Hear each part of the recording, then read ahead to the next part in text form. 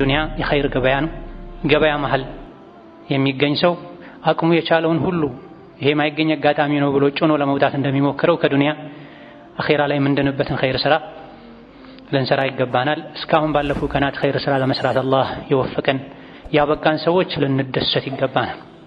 ከስልጣን ከብር ከወርቅ በላይ መደሰት የሚገባው በኢማን እንደሆነ አላህ ነግሮናል ቁርአን ላይ ቁል ቢፈድሊላሂ ወቢረሕመቲሂ ፈቢዛሊከ ፈልየፍረሑ ሁወ ኸይሩን ሚማ የጅመዑን። በቁርአን መውረድ የነቢ ተከታይ በመሆንህ በቁርአን በማመንህ ቁርአን መቅራት በመቻልህ ቁርአንን የህይወትህ መመሪያ በማድረግህ በዚህ ተደሰት። ሰዎች ደስታ ይሰጠኛል ብለው ከሚያከማቹት ሁሉ ይህ ነው የበለጠ የሚያስደስተው ብሏል አላህ ተባረከ ወተዓላ። ባለፉት ቀናቶች ደግሞ ያጎደለ ሰው የተዘናጋ ሰው የሰነፈ ሰው ሊጸጸት ራሱን ሊወቅስ ይገባዋል። ረመዳን ላይ የከሰረ መቼ ነው ትርፍ ሊያተርፍ የሚችለው? ረመዳን ላይ ቀና ያላለ ከፍ ያላለ መቼ ነው ቀና ሊል ከፍ ሊል የሚችለው? መቼ ነው ከውርደት አዘቅት ሊወጣ ከሙእሚኖች ተርታ ራሱን ሊያሰልፍ የሚችለው መቼ? ቀታዳ የሚባሉት ታቢዒ የሱሐባ ተማሪ ይባል ነበር አሉ በሳቸው ዘመን በሱሐቦች በታቢዒዎች ዘመን ማለት ነው። ምን ይባል ነበር?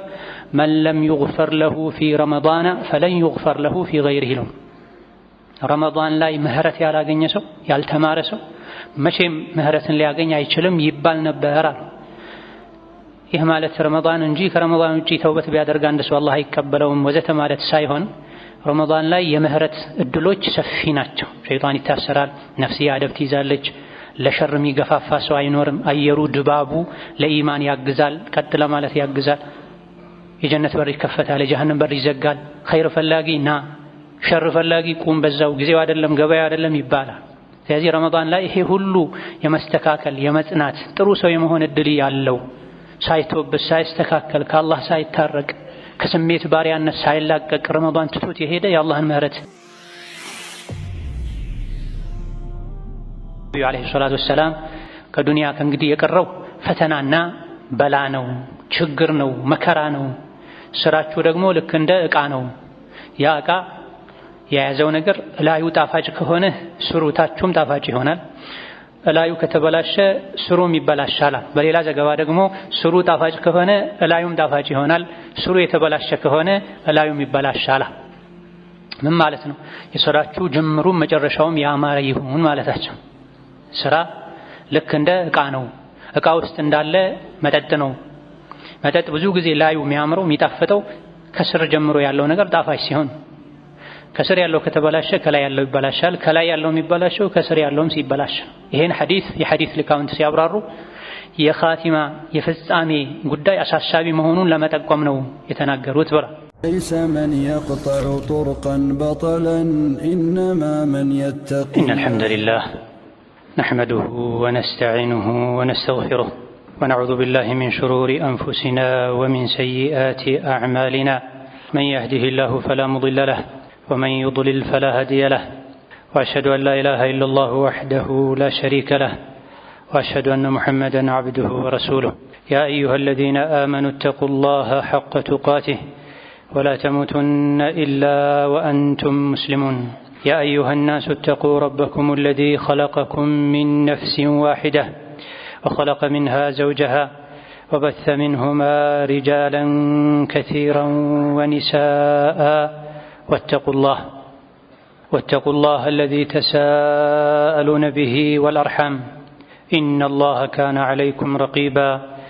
يا أيها الذين آمنوا اتقوا الله وقولوا قولا سديدا يصلح لكم أعمالكم ويغفر لكم ذنوبكم ومن يطع الله ورسوله فقد فاز فوزا عظيما. أما بعد فإن أصدق الحديث كتاب الله وخير الهدي هدي محمد صلى الله عليه وعلى آله وأصحابه وسلم تسليما كثيرا. وشر الأمور محدثاتها فإن كل محدثة بدعة وكل بدعة ضلالة. وأوصيكم ونفسي بتقوى الله يا عباد الله فاتقوا الله تعالى حق التقوى. يا الله باروچوي الله ያዘዘንን በመታዘዝ የከለከለንን በመከልከል ሁሌም በሁሉም ጉዳይ ላይ በሁሉም ቦታ ላይ ጌታ አላህን የሚገባውን ፍራቻ እንፍራው። ለአኺራችን ስንቅ እንያዝ። ከስንቆች ሁሉ በላጭና አስተማማኝ አዋጭ ስንቅ አላህን መፍራት እንደሆነ እንወቅ። የአላህ ባሮች ሆይ ያለንባቸው ቀናቶች ከመቼውም በላይ ኸይር ስራ ላይ መሽቀዳደም የሚወደድባቸው ቀናቶች ናቸው። የሰው ልጅ እድሜ ልኩን አላህን ለማስደሰት ምህረቱን ለማግኘት ከቁጣው ለመዳን መጣር፣ መልፋት፣ መድከም አለበት ቀን ከሌሊት። ዓመቱን ሙሉ የሚደረገው ልፋት ደግሞ ረመዳን ሲመጣ መጨመር አለበት። ከረመዳንም የመጨረሻ 10 ቀናቶች ሲመጡ እጅግ በጣም መጨመር አለበት።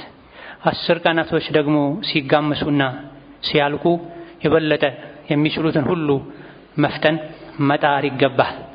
በልፋታችን በድካማችን በጥረታችን ልክ ነው የአላህን እዝነት የአላህን ምህረት የአላህን ውዴታ የምናገኘው። ስለዚህ መጨረሻችን እንዲያምር ከረመዳን በረከት ምርኮ ኒዕማ ብዙ ድርሻ እንዲኖረን እንዳንከስር እንዳንዋረድ በእነዚህ በቀሩ ቀናቶች ሰዓታቶች የበለጠ መጣር ይጠበቅብናል። በተለይ ጁሙዓ ቀን የሳምንቱ ቀኖች ምርጥ ነው። ጁሙዓ ደግሞ ረመዳን ላይ ሲሆን ተጨማሪ ክብር ይኖረዋል። አሽር አልአዋኺር ላይ ሲሆን ደግሞ የበለጠ ዋጋ ይኖረዋልና ያንዳንዷን ሰከንድ በኸይር ስራ ነገ አላህ ዘንድ በምንከብርበት ስራ ከቁጣው በምንድንበት ስራ ላይ ልናሳልፍ ይገባናል። ረመዳን የአላህ እንግዳ ነው። ሲመጣ የቻልነውን ያክል አሳምረን ለመቀበል ጥረት አድርገናል። ሲሄድም እንደዚሁ አሳምረን ልንሸኘው ይገባናል። ረመዳን ላይ ስንታገል እንደነበረው ከረመዳን በኋላም ኸይር ስራ ላይ ለመጽናት ካሁኑኑ ልንዘጋጅ፣ ረመዳን ላይ ያገኘሁትን ኸይር ስራ ያገኘሁትን ጽናት እንዴት ነው ማስቀጠል የምችለው የሚል የቤት ስራ ካሁኑኑ ልንጀምር ይገባናል። ዱንያ ላይ ቀጥ ያለ አኺራ ላይ አንገቱን ቀና አድርጎ በክብር መኖር ይችላል።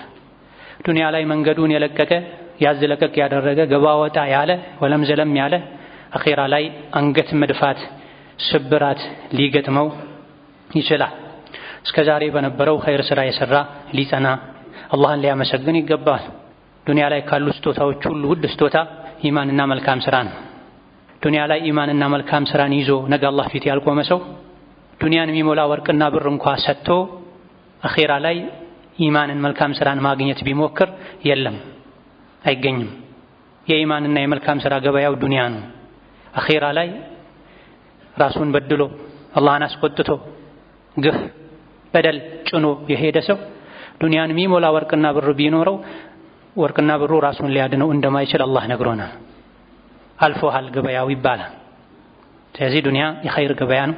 ገበያ መሃል የሚገኝ ሰው አቅሙ የቻለውን ሁሉ ይሄ ማይገኝ አጋጣሚ ነው ብሎ ጭኖ ለመውጣት እንደሚሞክረው ከዱንያ አኺራ ላይ ምንድንበትን ኸይር ስራ ልንሰራ ይገባናል። እስካሁን ባለፉ ቀናት ኸይር ስራ ለመስራት አላህ የወፈቀን ያበቃን ሰዎች ልንደሰት ይገባናል። ከስልጣን ከብር ከወርቅ በላይ መደሰት የሚገባው በኢማን እንደሆነ አላህ ነግሮናል ቁርአን ላይ ቁል ቢፈድሊላሂ ወቢረሕመቲሂ ፈቢዛሊከ ፈልየፍረሑ ሁወ ኸይሩን ሚማ የጅመዑን። በቁርአን መውረድ የነቢ ተከታይ በመሆንህ በቁርአን በማመንህ ቁርአን መቅራት በመቻልህ ቁርአንን የህይወትህ መመሪያ በማድረግህ በዚህ ተደሰት። ሰዎች ደስታ ይሰጠኛል ብለው ከሚያከማቹት ሁሉ ይህ ነው የበለጠ የሚያስደስተው ብሏል አላህ ተባረከ ወተዓላ። ስለዚህ ባለፉ ቀናቶች በየአይነቱ ኸይር ለመስራት የታደለ ሰው ሊደሰት አላህን ሊያመሰግን ይገባዋል። ጽናትን ሊጠይቀው ይገባዋል። ባለፉት ቀናቶች ደግሞ ያጎደለ ሰው የተዘናጋ ሰው የሰነፈ ሰው ሊጸጸት ራሱን ሊወቅስ ይገባዋል። ረመዳን ላይ የከሰረ መቼ ነው ትርፍ ሊያተርፍ የሚችለው? ረመዳን ላይ ቀና ያላለ ከፍ ያላለ መቼ ነው ቀና ሊል ከፍ ሊል የሚችለው? መቼ ነው ከውርደት አዘቅት ሊወጣ ከሙእሚኖች ተርታ ራሱን ሊያሰልፍ የሚችለው? መቼ? ቀታዳ የሚባሉት ታቢዒ የሶሐባ ተማሪ ይባል ነበር አሉ በሳቸው ዘመን በሶሐቦች በታቢዒዎች ዘመን ማለት ነው። ምን ይባል ነበር? መን ለም ይግፈር ለሁ ፊ ረመዳን ፈለን ይግፈር ለሁ ፊ ገይሪሂ ነው። ረመዳን ላይ ምህረት ያላገኘ ሰው ያልተማረ ሰው መቼም ምህረትን ሊያገኝ አይችልም ይባል ነበር አሉ። ይህ ማለት ረመዳን እንጂ ከረመዳን ውጪ ተውበት ቢያደርግ አንድ ሰው አላህ አይቀበለውም ወዘተ ማለት ሳይሆን ረመዳን ላይ የምህረት እድሎች ሰፊ ናቸው። ሸይጣን ይታሰራል፣ ነፍስያ አደብ ትይዛለች፣ ለሸር የሚገፋፋ ሰው አይኖርም። አየሩ ድባቡ ለኢማን ያግዛል፣ ቀጥ ለማለት ያግዛል። የጀነት በር ይከፈታል፣ የጀሃነም በር ይዘጋል። ኸይር ፈላጊ ና ሸር ፈላጊ ቁም በዛው ጊዜው አይደለም ገበያ አይደለም ይባላል። ስለዚህ ረመዳን ላይ ይሄ ሁሉ የመስተካከል የመጽናት ጥሩ ሰው የመሆን እድል ያለው ሳይተውበት ሳይስተካከል ከአላህ ሳይታረቅ ከስሜት ባሪያነት ሳይላቀቅ ረመዳን ትቶት የሄደ የአላህን ምህረት ያላገኘ መቼም ምህረት ሊያገኝ አይችልም ይባል ነበር። ኢዳ ባሳለፍናቸው ቀናቶች የምህረት አጋጣሚዎችን በሮችን እድሎችን ተጠቅመን ከሆነ አልሐምዱሊላህ ልንል፣ ካልሆነ ደግሞ በተቀሩት ተውበት ልናደርግ ልንጓጓ ይገባናል። ኸይር ስራ መስራቱ ብቻ ዋጋ የለውም፣ ኢኽላሱ ያስፈልጋል። እስካሁን የለፋሁት የደከምኩት ለምን ብዬ ነው ልንል ይገባናል። እንደዚሁ ደግሞ ኺታሜስ መጨረሻዬስ ምን ይመስል ይሆን? ምን ሊሆን ይችላል? በምን መልኩ ነው የምሞተው ከዱንያ መውጣው ልንል ይገባናል። ጅምራችን ጥሩ እንደሆነ ሁሉ መጨረሻችን ጥሩ እንዲሆን ካላሰብንበት ዛሬም ብቻ ከሆነ የምንጨነቀው ነገ ያላሰብነው ነገር ሊገጥመን ይችላል። ነቢዩ አለይሂ ሰላቱ ወሰላም ጦር ሜዳ ላይ ለዲን ትግል የተደረገ ሙሽሪኮችን በብዛት የሚረሽን ሰው አዩ። ጂሃድ ላይ ጦር ሜዳ ላይ የዲን ጠላቶችን ነቢዩን ሰሓቦችን መግደል ፈልገው ተጠራርተው የመጡ ሰዎችን በብዛት እየመከተ እየገደለ ባዩ ጊዜ ነቢዩ አለይሂ ሰላቱ ወሰላም የጀሃነም ሰው አሁን ዛሬ ማየት የፈለገ ይሄን ሰው ይመልከት አሉ። ሰሓቦች ግን በጣም ከበዳቸው። ላዩን እየሰራው ያለውና ነቢዩ ስለሱ የሰጡት ፍርድ ተቃራኒ ሆነባቸው። የጀሃነም ሰው ማየት የፈለገ ይሄን ሰው ሰሓቦች ደግሞ እየቀኑበት ነበር። እንደሱ እዛ ጦር ሜዳ ላይ ትልቅ ዋጋ የከፈለ ሙሽሪኮችን የተከላከለ አልነበረምና ከሰሓቦች መሃል አንዱ ስራዬ ብዬ እሱን መከታተል ጀመርኳል። ቀኑን ሙሉ ስራ ሲሰራ ዋለ። መጨረሻ ላይ በጠላት በኩል ጥቃት ደርሶበት ቆሰለ። ቁስሉን መቋቋም አቃተው። ቀኑን ሙሉ ለዲን ሲከላከልበት ሙሽሪኮችን ሲረሽንበት የዋለውን ሰይፍ መዞ ስለቱን ወደ ላይ አድርጎት ሆዱ ላይ አድርጎት ተጭኖት ራሱን አጠፋና ሞተ። ነቢዩ አለይሂ ሰላቱ ወሰላም ተነገራቸው። ቅድም እርሶ የጀሃነም ሰው ማየት ከፈለጋችሁ ማየት የፈለገ ይሄን ሰው ያሉት ሰው ፍጻሜው ተበላሸ፣ ራሱን አጥፍቶ ሞተ። ራሱን አጥፍቶ የሞተ ደግሞ አላህ ጀነትን እርም አድርጎበታል። በምንም ምክንያት የሰው ልጅ ራሱን ማጥፋት የለበትም። መሰበር መታገስ አለበት። እኔ ነበርኩ የፈጠርኩ እኔ ነበረ ነፍስህን ወስደው ቀድመህ ነፍስህን አጠፋህ አይደል? እንግዲያውስ ጀነቴን እርም አድርጌብሃለሁ ይለዋል ተብሏል ራሱን ያጠፋ ሰው። ከዛ ነብዩ ምን አሉ አለይሂ ሰላቱ ወሰላም አንድ ሰው ላዩን ሰዎች ሲያዩት የጀነት የሚመስል ስራ ሲሰራ ይኖራል፣ እሱ ግን የጀሃነም ነው አሉ። አላህ ይጠብቀን ከፍጻሜ መበላሸት።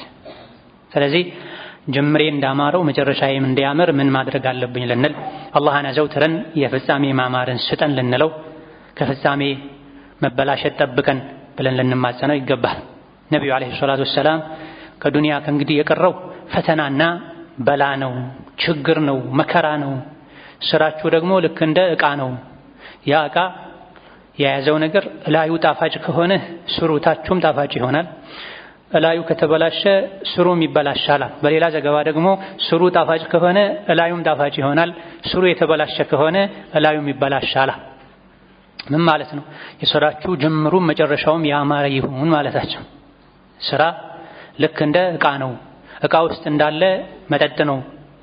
መጠጥ ብዙ ጊዜ ላዩ የሚያምረው የሚጣፍጠው ከስር ጀምሮ ያለው ነገር ጣፋጭ ሲሆን፣ ከስር ያለው ከተበላሸ ከላይ ያለው ይበላሻል። ከላይ ያለው የሚበላሸው ከስር ያለውም ሲበላሽ። ይሄን የሐዲስ ሊቃውንት ሲያብራሩ የኻቲማ የፍጻሜ ጉዳይ አሳሳቢ መሆኑን ለመጠቆም ነው የተናገሩት። በአንዳንዱ ዘገባ ላዩ ካማረ ውስጡም ያምራል ይላል።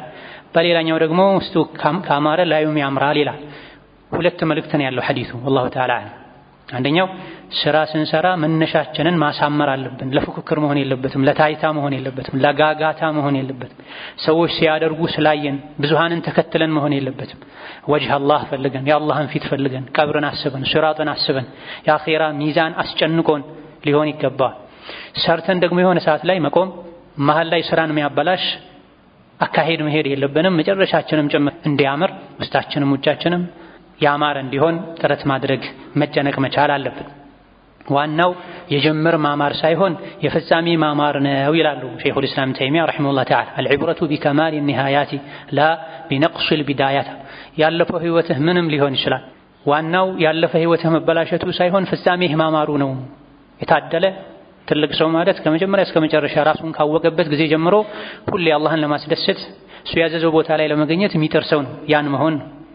ያ እንኳ ባይሳካ መሃል ላይ መስመር ብስት ብትንዘላዘል የጅምርህ የመነሻህ መበላሸት አይደለም ዋናው ነገር የፍጻሜህ ማማር ነው ተብሏል።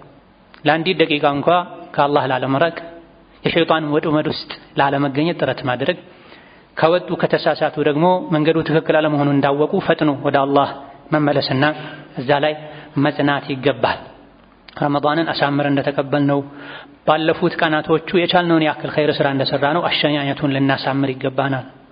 ረመዳንን እንደሸኘነው ሁሉ የአብደላህ ወየአመተላህ ዱንያንም እንሸኛታለን። አንድ ቀን እድሜያችን ያልቃል። ረመዳን አለቀ።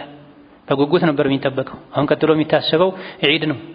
ምንም ሳናውቀው ስንት ረመዳኖችን እንደጾምነው በጉጉት ጠብቀን እንደሸኘነው እኛ ራሳችን አንድ ቀን እንሸኛለን። አይቀርም። የያዝነውን ይዘን ከዱንያ እንወጣለን። ምን ይዣለሁ እስከዛሬ? ምን አጠራቅም ያለሁ? ምን ሸኝቻለሁ ወደ አኺራ? ለመኖር እንስሳት ይኖራሉ ዱንያ ላይ፣ ሌሎችም ፍጥረታት ይኖራሉ። የመኖሬ የመፈጠሬ ትርጉም ምንድነው? ነገ የአኺራ ህይወቴ ምን ይመስላል? ያለን ዘውትር ልንጨነቅ ይገባን። ረመዳናችን ካማረ፣ ጁሙዓችን ካማረ፣ በየጊዜው ያሉ እስላማዊ ግዴታዎችን በአግባቡ ከተወጣን አኺራችን ያምራል። ዕለታዊ ግዴታን ካጎደለን፣ ሶላት ላይ ግዴለሽ ከሆነ፣ ሴት ልጅ ሒጃቧ ላይ፣ የባሏ ሐቅ ላይ፣ የጎረቤት የልጆች ጉዳይ ላይ ቸልተኛ ከሆነች፣ አይን፣ ምላስ፣ ጆሮ፣ እጅ እግራችን ማንጠብቅ ከሆነ፣ እንደ እንስሳት የበላን ብቻ እየደለበን የምንኖር ከሆነ የዚህ የተበላሸ ህይወታችን ድምር ውጤት ራሳችንን ከሞት በኋላ ጀሀነም ውስጥ እንድናገኘው ያደርገናል። ጠንቀቅ ነቃ ብለን መኖራችን ደግሞ ራሳችንን ስንሞት ጀነት ላይ እንድናገኝ ያደርጋልና ረመዳንን ጥሩ ተቀበለን ጥሩ እንደሸኘነው ሸዋልንም ጥሩ ተቀበለን ጥሩ እንሸኘው። ዙልቃዕዳንም ጥሩ ተቀበለን ጥሩ እንሸኘው። ዙልሒጃንም ጥሩ ተቀበለን ጥሩ እንሸኘው። በእያንዳንዱ ወር፣ በእያንዳንዱ ሳምንት፣ በእያንዳንዱ ቀን ውስጥ አላህ እኛ ላይ ሐቆችን ግዴታዎችን አስቀምጧል። የጌታችን ሐቅ አለብን፣ የቤተሰብ ሐቅ አለብን፣ የጎረቤት ሐቅ አለብን። ይሄን ሁሉ ሐቆችን ስንጠብቅ ነው ነገ አላህ ዘንድ ሐቃችን የሚጠበቀው። ዛሬ ዱንያ ላይ ባጎደልነው ሐቅ ልክ አኺራ ላይ ክብራችን ይጎድላል። ነብዩ አለይሂ ሰላቱ ወሰላም አንዴ ኹጥባ ያደረጉ አላ ኢነ ዱንያ ዐርዱን ሓዲር ያእኩሉ ሚንሃ አልበሩ ወልፋጅራ ሰሐቦቻቸውን የመከሩ ንግግር ያደረጉ ስሙ አዋጅ፣ ዱንያ ማለት ቅርብ የሆነች ምትታይ ምትዳሰስ ቁስ ናት። ጥሩዎችም መጥፎዎችም ዱንያን ይበሏታል፣ ይደሰቱባታል። አኺራ ግን እውነተኛ የሆነች ቃል ኪዳን ናት። አትታየም። አሁን እዚህ ዱንያ ትታያለች። ሰዎች ለዱንያ ሲሰሩ ታግተው ለፍተው የሚሰሩት የልፋታቸውን ውጤት እዚሁ ዱንያ ላይ ቶሎ ስለሚያዩት ነው። ጥሩም መጥፎም ሰው አላህ የሚያስቆጣም ሙጅሪምም ካፈርም ፋጅርም ይበላል ይጠጣል፣ የሥራውን ያገኛል ዱንያ ላይ። ቅርብ ቁስ ስለሆነች ርካሽ ስለሆነች በቀላሉ ስለምትገኝ ዱንያ። አኺራ ግን ዋዕዱን ሳዲቅ አላህ የገባት እውነተኛ ቃል ኪዳን ናት። አኺራ ላይ የሚፈርደው ሀያል የሆነው ቻይ የሆነው አላህ ነው ፍርድ የሚሰጠው። ኸይር ሁሉ ያለው ጀነት ውስጥ ነው። አደጋ ሁሉ ችግር ሁሉ ያለው ጀሀነም ውስጥ ነው። ሁሉን ኸይር ማግኘት የፈለገ ለጀነት ይዘጋጅ። አደጋ ሁሉ ያለው የአደጋዎች ሁሉ አደጋ አስፈሪ ከሚባሉ ነገሮች ሁሉ የከፋ አስፈሪ ችግር ያለው ጀሀነም ውስጥ ነው። የዱንያዊ ጥቃቅን ችግሮችን ከምትፈሩት በላይ ዋናውን የጀሀነም እሳትን ችግር ፍሩ ነው። ዱንያ ደስታ ፍለጋ ሰው ቀን ከሌሊት ይሰራል፣ ሙያ ይማራል፣ ልጁን ያስተምራል፣ ውጭ ሀገር ይልካል ወዘተ። ዱንያ ላይ ደስታን ለማግኘት ሰዎች ማይፈነቅሉት ድንጋይ የለም፣ ማይሄዱት ርቀት የለም። ደስታን ፍለጋ ነው፣ ኸይርን ፍለጋ ነው። የኸይር ሁሉ ማከማቻ ጀነት ውስጥ ነው ያለውና ሙሉ ኸይር ደስታ የፈለገ ሰው ለጀነት ይስራ። ለዱንያ አስፈላጊውን ያክል ከመስራቱ ጋር ዱንያ ላይ ሰው ድህነትን ይፈራል፣ ረሃብን ይፈራል፣ በሽታን ይፈራል፣ ብቸኝነትን ይፈራል፣ ውድቀትን ይፈራል። ከሚያስፈሩ ነገሮች ሁሉ የከፋ ልትፈሩት የሚገባው ጀሀነም ነው። ወደ ጀሀነም የሚወስደን ስራ ራቁ፣ ተጠንቀቁ አሉና አላ ወዕመሉ ወአንቱም ሚነላሂ ዐላ ሐደሪና ስሩ። መስራት ብቻ ግን አይበቃም። ስትሰሩ ሁሌ አላህን ተጠንቀቁት፣ ፍሩት። ሰርቶ መክሰርም ሊኖር ይችላል፣ መሰበርም ሊኖር ይችላል፣ መስፈርት ማጉደልም ሊኖር ይችላል። መስራታችሁ ብቻ አይበቃም። የሰራችሁ አላህን ፍሩት። ምሰራው ስራ አላህን ይመጥናል ወይ? ከኔ በሚጠበቀው መልኩ ነው ወይ የሰራሁት? እያላችሁ ተጠንቀቃችሁ ስሩ። ምሰሩት ስራ ሁሉ አላህ ፊት እንደሚቀርብም ወቁ። የሰራው ስራ በአለቃ ይገመገማል ሲባል ሰው ጠንቀቅ ይላል። ሰርቼ ለፍቼ መጨረሻ ላይ ወድቆብኝ ዳግም እንዳለፋ ብሎ ምሰሩትን ስራ ነገ አላህ እንደሚያየው ሶላቱ፣ ጾሙ፣ ሰደቃው ያንዳንዱ ግዴታ አላህ ፊት እንደሚቀርብ ወቁ። ጥራቱን ጠብቁን።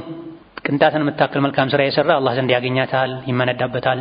ቅንጣትን የምታክልም መጥፎ ስራ አላህ ዘንድ ያገኛታል፣ ይመነዳባታል። ስለዚህ ምን ሰራው ስራ እያንዳንዱ አላህ ፊት እንደሚቀርብ ነው። ኸይሩም ሸሩም ጥራቱ ምን ያክል ነው? ብዙ ጊዜ ሰዎች ሶላት ሲሰግዱ ነካ ነካ አድርገው ሲሮጡ እናያለን። ሐጅ ዑምራም ሲያደርጉ እንደዚሁ ለስሙ ብቻ ሄደው የሚመለሱ ሰዎችን እናያለን። ብዙ ጉድለቶች የሚፈጠሩት በምን ምክንያት ነው? ያንዳንዱን ስራዬን አላህ ያየው ነው። ነገም ስራዬን ይዤ አላህ ፊት ቀርቤ ተገምግሜ ነው ይሄ ሰው ያልፋል ጀነት ይግባ ወይስ አይገባም፣ ጥራቱ የተጠበቀን ስራ አልሰራም ተብሎ መመለስ ይኖራል ያለን ልንሰራ ይገባናል። በሌላ ሐዲታቸው يؤتى الرجل في قبره የሰው ልጅ ሞቶ ሲቀበር ሞቶ ተቀብሮ መላእክቶች መጥተው ሊቀጡት ይፈልጋሉ፣ መግቢያ ይፈልጋሉ አሉ ከዙሪያው ነብዩ ሰለላሁ ዐለይሂ ወሰለም። ቤት በኩል ይያዝ፣ ቤት በኩል ይጀመር ቅጣቱ ተብሎ ሲፈልግ فإذا أتي من قبل رأسه دفعه تلاوته للقرآن በራስጌው በኩል በጭንቅላቱ በኩል መላእክቶች ሊቀጡት ፈልገው ሲመጡ ቁርአን የቀራበት ጭንቅላቱ ኸይር ስራው ዚክሩ ዱዓው በጭንቅላት ካንገት በላይ የሚሰሩ ዒባዳዎች አይ በእኔ በኩል ልትቀጡት አትችሉም ኸይር ስራ ሰርቶብኛል ብሎ ካንገት በላይ ያለው የሰውነት አካሉ በዒባዳው ይከላከልለታል። وإذا أوتي من قبل يديه በእጁ በኩል ደግሞ ሊቀጣ መላእክቶች ሊሞክሩ ሲመጡ دفعته الصدقة በእጁ የሰጠው ሰደቃ ይከላከልለታል።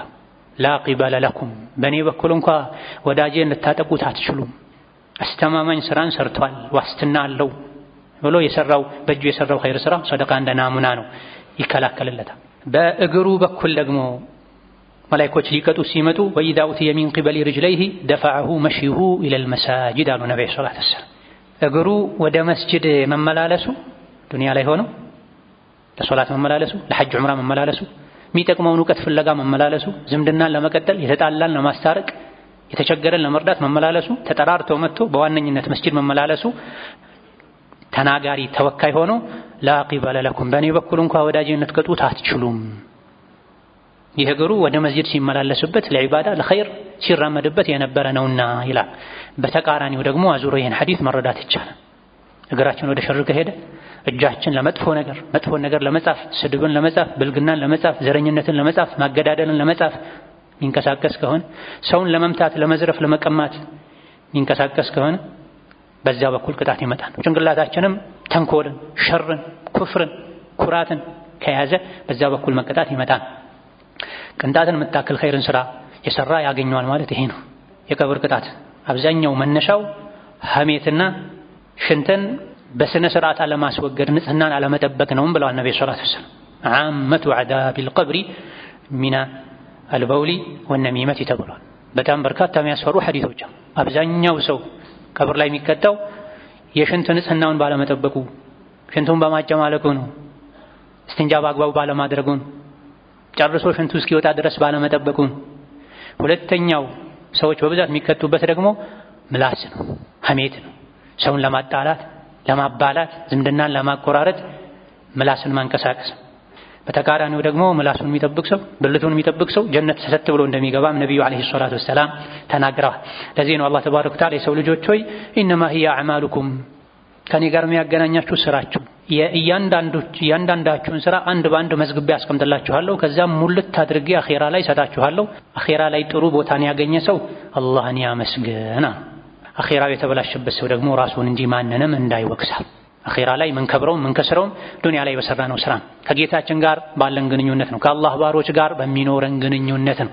ጥሩ ሰው ሆነን ከኖረን አኺራ ላይ አላህ ዘንድ ጥሩ ቦታ ይኖረናል። መጥፎ ሰው ሆነን ከኖረን ደግሞ አላህ ዘንድ መጥፎ ቦታ ይጠብቀናል። ስለዚህ አላህ ዘንድ ነው ያለኝ ቦታ ምን ይመስላል ብለን ዛሬ ራሳችንን እንጠይቅ ይገባል። ከሞተን በኋላ ማንም ለኛ ሊጨነቅ አይችልም። ለኛ የተወሰነ ያክል ጊዜ ሰዎች ቢጨነቁም ይረሱናል። ዛሬ ልንለፋ ልንደክም አላህ ዘንድ ቦታ እንዲኖረን ጥረት ልናደርግ ንቁ ልንሆን ይገባናል። በአኺራ ጉዳይ ነብዩ አለይሂ ሰላቱ ወሰላም መሰሉ الذي يذكر ربه والذي لا يذكر ربه ጌታውን የሚያስታውስና ጌታውን የማያስታውስ ሰው ምሳሌው በህይወት እንዳለና እንደሞተ ሰው ነው ብሏል። አላህን ማስታወስ በምላስ ብቻ አይደለም።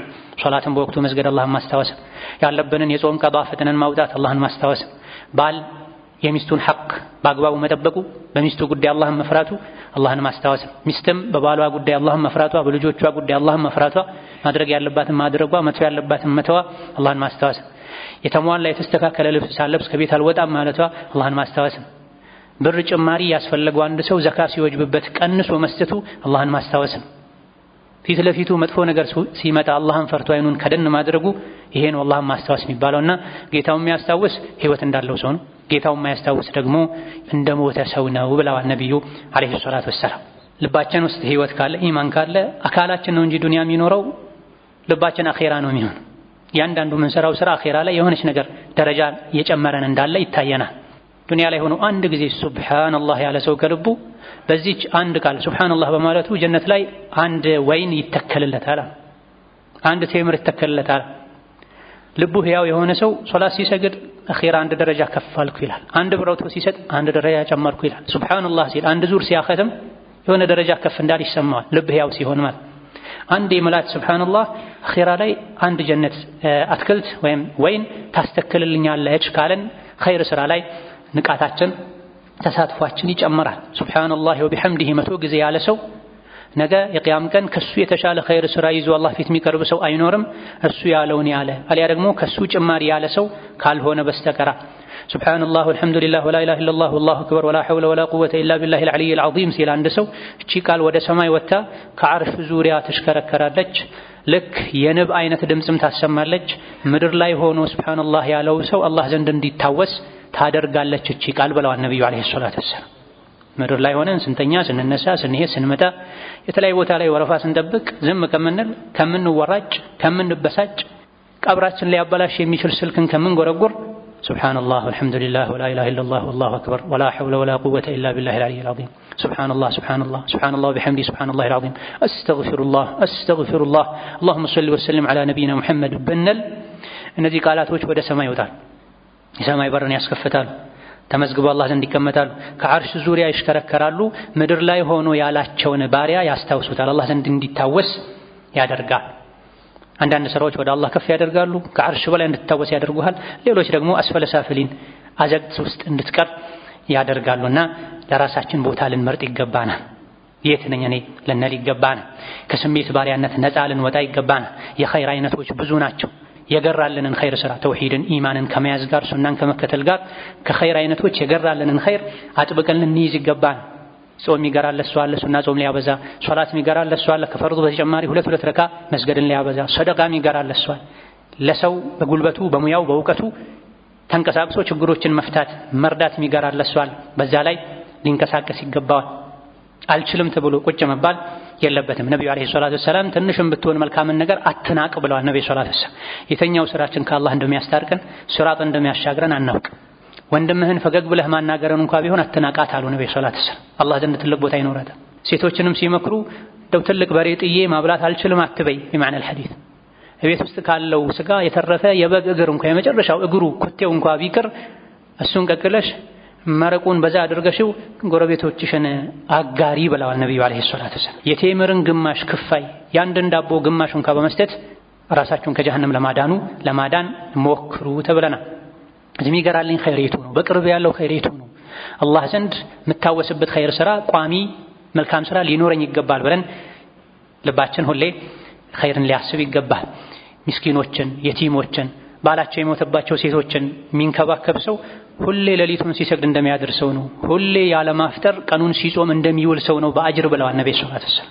አንድ የኸይር አይነት ነው። እኔ ሌላ ምንም ስራ የለኝም፣ ግን ደካማ ሰዎችን መርዳት የምችልበት ሙያ ብቃት አለኝ ካለ አንድ ሰው በዛ ሊደሰት ይገባል። ለጂሃድ የሄደን ሰው ለጂሃድ ለመሄድ የሚያስፈልገውን ወጪ የሸፈነ ሰው አብሮት ሄዶ ጂሃድ እንዳደረገ ይቆጠርለታል ብለዋል ነብዩ ሰለላሁ ዐለይሂ ወሰለም። ጂሃድ ባያደርግም ወጪውን ሸፍኖ ከላከው ለጂሃድ የሄደን ሰው ቤተሰቦቹን ጠብቆ ተንከባክቦ የቆየ ሰው ጂሃድ ሄዶ ያደረገውን ሰው አይነት አጅር አላህ ይሰጠዋል ብለዋል። ጂሃድ ሄዶ አድርጎ እስኪመለስ ድረስ ቤተሰቦቹን ልጆቹን የተንከባከበ ሰው ቤቱ ቁጭ ብሎ ጂሃድ ያደረገውን ሰው አጅር ያገኛል። الإمام الحافظ ابن رجب رحمه الله تعالى إعانة الصائمين والقائمين والذاكرين على طاعتهم تستوجب للمعين مثل أجرهم بلا صلاة ሚሰግዱ ዚክር ሚሉ ሚጾሙ ወዘተ ኸይር ላይ ያሉ ሰዎችን ይህ የወጡለት ዓላማ ኸይር ስራቸው የተቀላጠፈ የተሳካ እንዲሆን የሚያግዝ ሰው ሙሉ የነሱን አይነት አጅር አላህ ይሰጠዋል ብላ هم درجات عند الله والله بصير بما يعملون። ሰዎች አላህ ዘንድ ደረጃቸው ይበላለጣል። የደረጃ መበላለጡ የመጣው በስራ ነው በፍላጎት ነውና አላህ ዘንድ ደረጃችን ከፍ እንዲል ከፍ የሚያደርገን ስራ ዘውትር ልንሰራ ኸይርን ከመናቅ ወደ ኋላ ልንል የተኛዋ ስራ እንደሆነች ልታድነን የምትችለው ስለማናውቅ ሁሉንም ኸይር ስራ ልንሞክር لنسنا يقبانا. أقول قولي هذا وأستغفر الله لي ولكم ولسائر المسلمين من كل ذنب وخطيئة فاستغفروه إنه هو الغفور الرحيم والبر الكريم. الحمد لله على إحسانه والشكر له على توفيقه وامتنانه، وأشهد أن لا إله إلا الله وحده لا شريك له تعظيما لشانه، وأشهد أن محمدا عبده ورسوله الداعي إلى رضوانه صلى الله عليه وعلى آله وأصحابه وإخوانه وسلم تسليما كثيرا. أما بعد، ዋናውና ትልቁ ነገር ሁሌም ማሰብ ያለብን መዘንጋት የሌለብን ነገር ወደ ሰማይ ክፍት ሆኖ ዱንያ ላይ እስካለው ድረስ የኔ ስራ የሚወጣበት መልካም ስራ ሊኖረኝ ይገባል። በየቀኑ ርዝቄ ከሰማይ እንደሚወርደው ሁሉ እኔን የሚጠብቁ መላእክቶች ከሰማይ ወደ ምድር እንደሚወርዱት ሁሉ እኔ የአላህ ባሪያ በየቀኑ ከምድር ወደ ሰማይ የሚወጣ የአርሹ ባለቤት አላህ ዘንድ የምታወስበት ኸይር ስራ ሊኖረኝ ይገባል ልንል ይገባል። እንዴት ነው ምንድነው? እንዴት ነው አላህ ዘንድ አትራፊ መሆነው? እንዴት ነው ከኪሳራ ከውድቀት ምተርፈው ልንል ይገባል። ከአላህ ጋር ሁሉ ልባችን የተያያዘ መሆን አለበት። ከአኺራ ጋር የተያያዘ መሆን አለበት። ለቅጽበትም ቢሆን አኺራን አላህን ልንረሳ ልንፈቅድለት አይገባም። ሁሉ ጭንቀታችን ዱንያ ብቻ መሆን የለበት። ድህነትን መንፈራውን ያክል ጀሃነምን ብንፈራ እንደነበረ የዱንያ ጸጋን፣ ምቾትን፣ ሀብትን ምንመኘውን ለሱ ምንጓጓውን ያክል አኺራ ለጀነት ብንጓጓ አኺራችን ያምር ነበር፣ ሰላም ይሆን ነበር። ነገሩን ልንገለብጠው አይገባም። አኺራን ልንረሳ የዱንያ ባሪያ ልንሆን አይገባም። ሁሌ ቀልባችን አኺራ ላይ ሊሆን ይገባል። ይህ ካለ ስራችን ደካማም ቢሆን አላህ ዘንድ መዳን እንችላለን። ዋናው ልብ ከአላህ ጋር ከአኺራ ጋር መሆን አለበት። የብነ አደም ኢነከ ማ ደዐውተኒ ወረጀውተኒ ገፈርቱ ለከ፣ የሰው ልጅ ሆይ እኔን እስከለመንከኝ ድረስ ተስፋ እስካደረከኝ ድረስ እምርሃለሁ እስካለብህ ምናምንህ ድረስ ብሏል አላህ ተባረከ ወተዓላ። ዋናው አላህን ተስፋ ማድረግ አላህን መለመን ነው። ከኸይር ስራ ለመቋረጥም ትንሽም ብትሆን ኸይር ስራ ከባዶ ከዜሮ ይሻላል።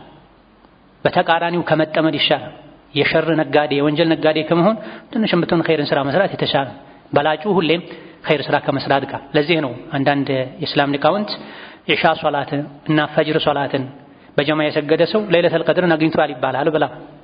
ለይለተል ቀድር ላይ ሌሊቱን ሙሉ መስገድ ነው የሚፈለገው የሚጠበቀው። ሌሊቱን ሙሉ ዱዓ ማድረግ ነው የሚጠበቀው።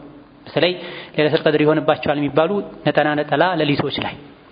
ነገር ግን አንድ ሰው እኔ አልችልም አቅሙ የለኝም ብሎ ሄዶ ከሚተኛ ዛሬ ለይለተል ቀድር ሊሆን ይችላል ብሎ ለየት ባለ ስሜት ለይለተል ቀድር ይሆናል የተባለበትን ምሽት ሶላተል ዒሻና ሶላተል ፈጅርን አላስመለጥም ሌላው ቢያቅተኝ ብሎ የሰገደ ሰው ከለይለተል ቀድር ድርሻውን እንዳገኝ ይቆጠርለታል ብለዋል። እንዲህ አይነት ንግግር ከኢማሙ ሻፊዒ ከፍ ብሎም ከታቢዒዩ ሰዒድ ኢብኑ አልሙሰይብ ተነግሯል። ታዲያ ይህ ማለት ነው ሌሊቱን ሙሉ ዒባዳ ሲያደርግ እንዳደረሰው ነው ማለት አይደለም። አልችልም ብሎ ሄዶ ከሚተኛው ይሻላል። ምንም አይነት ለውጥ ከማያደርጉ ለኸይር ገበያ ከማይጓጉት የተሻለ ነው ዒሻና ፈጅርን የሚሰግድ ሰው። ወይላ ሙሉ በሙሉ አንድ ሰው ለይለተል ቀድርን አግኝቷል የሚባለው ሌሊቱን በዒባዳ ህያው አድርጓል የሚባለው ምን ሲያደርግ ነው?